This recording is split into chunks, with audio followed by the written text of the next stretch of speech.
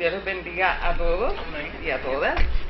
Qué bueno que nuevamente estoy aquí y con un tema que a mí me fascina. Yo me alegro mucho que él haya mencionado en la introducción el enseñar a los niños. Porque yo tengo tan y tan buenos recuerdos de la Navidad. Yo me crié en la iglesia, ¿verdad? Nací en el Evangelio. Y esas son celebraciones tan y tan especiales que se quedan grabadas para siempre. Todo lo que se está haciendo en este mes, en esta iglesia, yo lo apoyo 100%. Y pienso que debería prestarse para hacer todavía un fiestón más grande y entonces tener algo como la Noche del Amigo que se celebra en febrero, ¿verdad?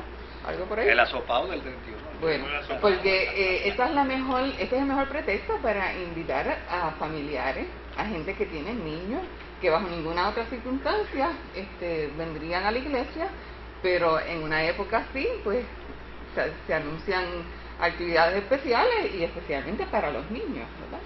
Así que yo creo que se debería hacer una campaña grande para atraer gente en esta época. Así que ya pueden deducir que, aunque yo voy a hablar sobre las raíces supuestamente paganas de la Navidad, pero ya de entrada estoy diciendo que yo creo en la celebración de Navidad. Creo que es una fecha igual que Semana Santa, ¿verdad? Donde la iglesia abre sus puertas y puede atraer mucha gente que de otra forma no atraería. Así que favorezco mucho esto. Me han encantado todos esos mensajes de los domingos sobre diferentes aspectos del mensaje de la Navidad.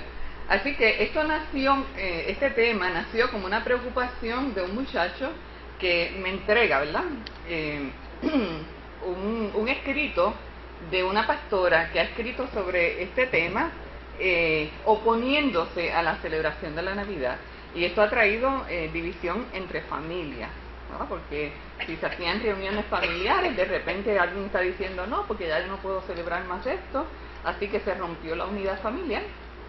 Y muchas más consecuencias que no vienen al caso ahora. Así que yo me sentí bien preocupada y yo le dije, pues mira, yo voy a tratar ese tema. Y lo tratamos en un programa radial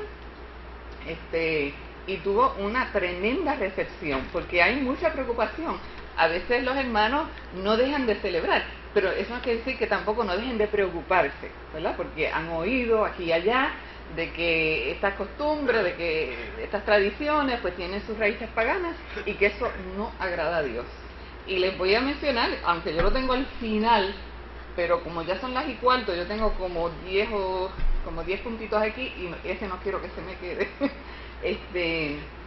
Cuando yo leí ese escrito, de la forma que está redactado, inmediatamente yo puedo trazar un perfil de la persona que lo está escribiendo.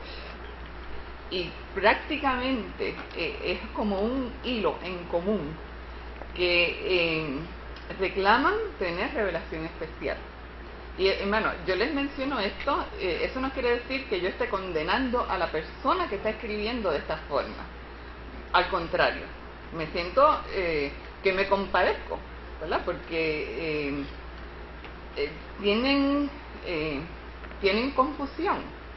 Y entonces, para poder darle fuerza a lo que tienen que decir, pues entonces la única forma es decir, esto es una revelación especial que Dios me dio a mí. Eso es bien común.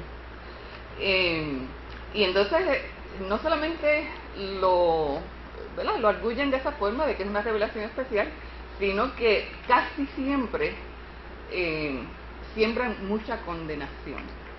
Y entonces te dicen, pues esto es del diablo, esto es profético, esto está en la Biblia, que sucedería, y el diablo te va a llevar. O sea que casi nunca falla en que pintan un cuadro tétrico de amenaza, de condenación, de juicio. Esa fue la impresión que me dio a mí. Entonces, yo pues me puse a hacer una investigación y una de las primeras cosas que encuentro y que me llama tantísimo la atención y que va acorde, ¿verdad?, con mi especialidad, que es la historia, es que cuando la cristiandad en una época dada empieza a asumir ciertas técnicas, yo le voy a decir, o métodos de evangelizar o de sencillamente adaptarse a la sociedad, es imposible para la humanidad o el cristiano del siglo XX, del siglo XXI, pensar que los cristianos del siglo IV pensaban de la misma forma que nosotros. Eso es un disparate mayúsculo. ¿Por qué? Porque la iglesia se va adaptando a la sociedad, porque la iglesia no puede estar fuera de la sociedad. Y los mismos componentes de la iglesia son parte de la sociedad. No hay forma que nosotros nos podamos desvincular del entorno donde estamos. Y no es que no lo intentemos, porque, ¿verdad?, muchos de nosotros estamos en el mundo, pero no somos del mundo, y enfatizamos mucho eso, y es verdad, eso también es verdad, pero eso no quiere decir que nosotros nos podemos actuar como si estuviéramos en un tercer cielo y no tuviéramos vínculos con la sociedad. Es imposible. O sea, aun cuando lo intentemos, es imposible, porque todo lo que hacemos, lo hacemos porque lo hemos aprendido de pequeño, porque así hemos sido aculturados.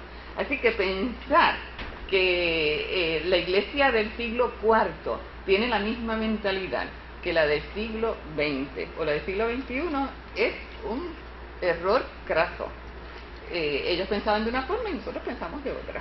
Ellos interpretaban la palabra de una forma, la Biblia, y nosotros la interpretamos de otra. ¿Eso quiere decir que los principios bíblicos han cambiado? No. Eso quiere decir que los valores cristianos y los valores que nosotros hemos aprendido son eternos, pero en cada sociedad, ¿verdad?, se aplica de una forma distinta, porque aún puertorriqueños en Nueva York y puertorriqueños en Puerto Rico tomamos unas escrituras y le damos unos significados distintos. Ahora, eso no quiere decir que nosotros no vamos a ser fieles a lo que Dios nos ha dado a conocer a cada uno de nosotros. Bueno, ese punto no quería que se me quedara. La fecha del nacimiento de Jesús, que fue lo primero que planteó el pastor. La inmensa mayoría de los cristianos, yo creo que ya estamos convencidos de que el 25 de diciembre no fue la fecha del nacimiento de Jesús. Algunos dicen no, porque si había pastores era típico de otra época, que no era la Navidad, que no era tan frío. Yo eso no lo investigué, porque si es el 25 o si es de abril, de mayo, de junio, a mí me tiene sin cuidado. Gracias, porque le voy a decir en un minuto lo que pensaban los cristianos de los primeros siglos. Miren, este señor que se llamaba Orígenes, que es uno de los grandes pensadores del siglo III, cuando alguien mencionó celebrar o poner una fecha, ¿verdad?, al nacimiento de Jesús, él dijo, y estoy citando, que era un pecado la idea de guardar la fecha del nacimiento de Jesús como si se tratara de un faraón. Fíjense qué forma de pensar había en el siglo III. O sea que Jesús dijo, mi reino no es de este mundo. Los cristianos del primer siglo pensaban que Jesús estaba a la vuelta de la esquina, y ellos ni se preocupaban ni de escribir la biografía de Jesús, ni remotamente. ¿Para qué? Tú sabes, ya mismo viene el Señor y nosotros no somos de este mundo, así que cuando la cosa se está tardando un poco, entonces empieza la preocupación de que esta enseñanza hay que dejarla escrita, y así se empieza a escribir los libros y los evangelios que tenemos hoy recolectados en el canon, que es la Biblia. Pero la idea de que se celebrara un día del nacimiento de Jesús era sencillamente extraña a estos pensadores. Cuando se empiezan a mencionar fechas del nacimiento de Jesús, casi siempre se mencionan en fechas simbólicas. ¿Ves? poner la fecha de Jesús era imposible, la fecha del nacimiento. Cuando entonces se intenta que sí se hable de la fecha del nacimiento de Jesús, pues se escogen unas fechas que son simbólicas para la cristiandad. Y les voy a mencionar algunas. Por ejemplo, hacia fines del siglo II, Clemente de Alejandría menciona, se dice, perdón, Cipriano de... denme un minuto. En primer lugar, Policarpo, un pensador cristiano, dice, tiene que haber sido un domingo, porque domingo es el día del Señor. Otro dice que tiene que haber sido el primer día de la semana, porque fue el primer día de la semana que Dios creó el mundo, empezó la creación.